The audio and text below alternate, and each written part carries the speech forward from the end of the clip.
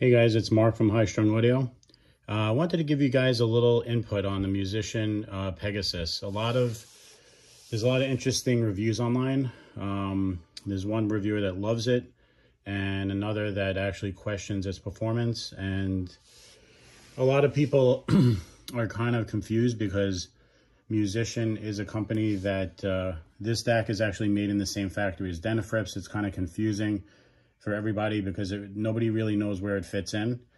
And I wanted to give my personal opinion on the Musician. I've had it for about 3 or 4 months, and I've listened to it for a while. It's fully broken in, and I use it with very high-end equipment. I just wanted to show you I'm using the Pegasus S300, which is probably one of the best amps you can get for the money. It's about $3 grand.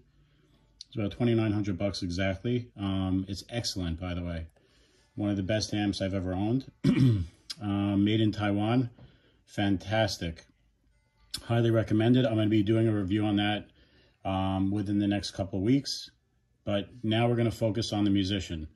So, on the Pegasus Musician. So basically, the amp is, the DAC is an R2R DAC style. It's supposed to be better than the Aries. That's what everybody really compares it to. But I have a surprise for you guys. While it does some things better than the Aries, honestly, it's not better. And really what sets it back is the tonality of it. The tone is off. The mid-range is fantastic. Meaning for an R2R, it's really good. However, the tone of it is off. It's not real.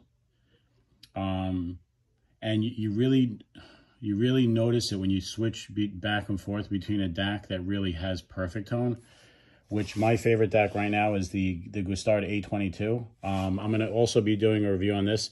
Right now, this is my favorite DAC. And by the way, it's about the same price as the Pegasus.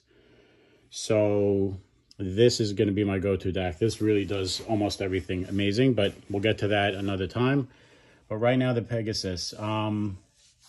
So first, I'll talk about what it does well. It really has a good weight to the notes. It has a good weight to the sound. It's really meaty, and it's you know, like a typical R2R DAC. It really does its thing.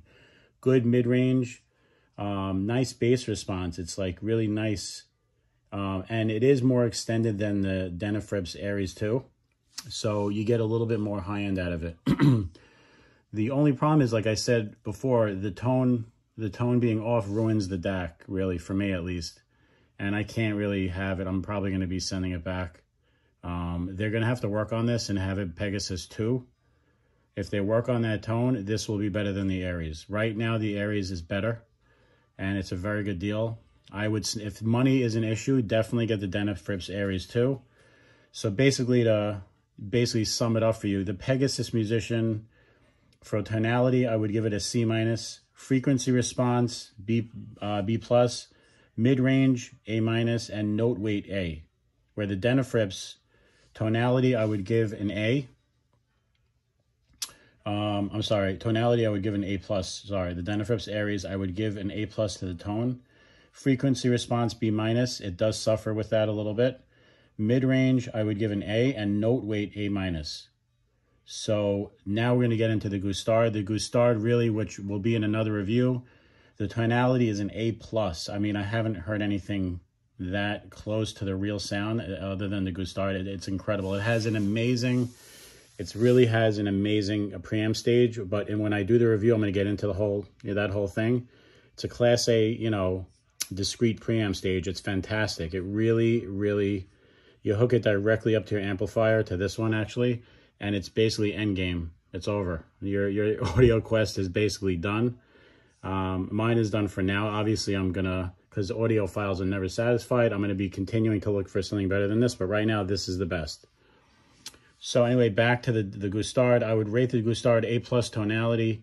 Frequency response would be an A, mid-range A+, and note weight would be a B+. It's not gonna be like an R2R, but it's really close.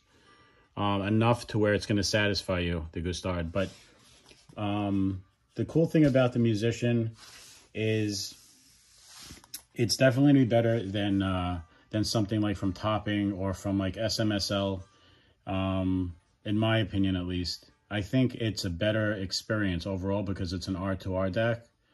And those DACs really, I have to be honest, there's a lot of reviews on the D90 and the SMSI. I think it's the 400. I don't know. I didn't think they were that great. I think they're mid-range at best, and they don't really do much for me. They're good, and they're better than previous versions of those, but they're not playing in the A League, in my opinion. This DAC does play in the A League. I mean, but like I said, that one thing with the tone just ruins it.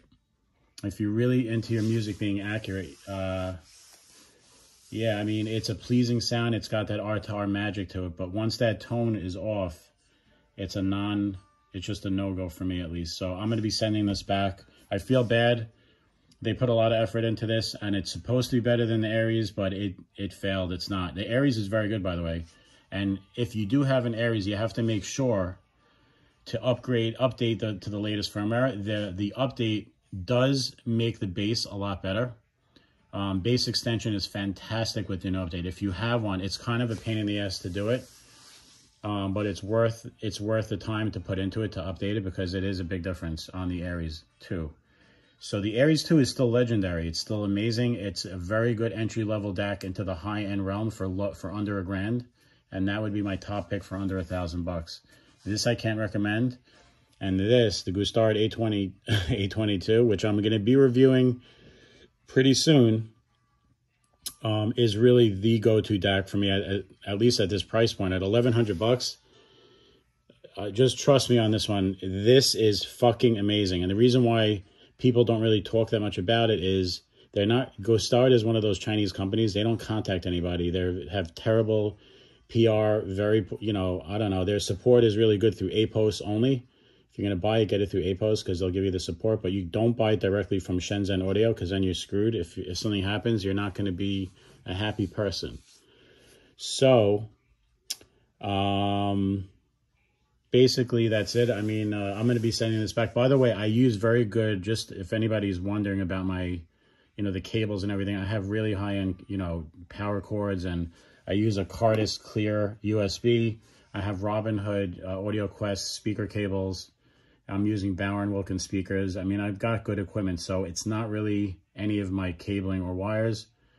One thing to note about the Pegasus also, it doesn't have a fuse in the back, so improving it with a high-end fuse like the orange synergistic, I think it's called synergistic orange or whatever, but I know they work for a lot of people, but it's not going to work in this because it doesn't have a place to put a fuse in the back, so that will not work. Anyway, I hope this helped everybody, and I hope to help somebody not waste their money. If you like the video, give me a thumbs up, and please subscribe. We need to, this is a new channel. This is my first video, and I hope to have a lot more. Excuse me for the videos being really like, they're really basic and they're not really fancy, but, at least I'm getting, I hope that this I think is probably the third or fourth video review actually on YouTube. So I know that a lot of people want to know about it. So anyway, that's my take. Overall rating, if I were to rate it with a letter, I'd probably give it like, honestly, because of the tone, I've got to give it a C+. If they fix that issue with the tonality, I would probably take it up to like, probably like a B+. All right, B+. So anyway, it's Mark from HighstrungAudio. Thumbs up, please subscribe, and have a great day, guys.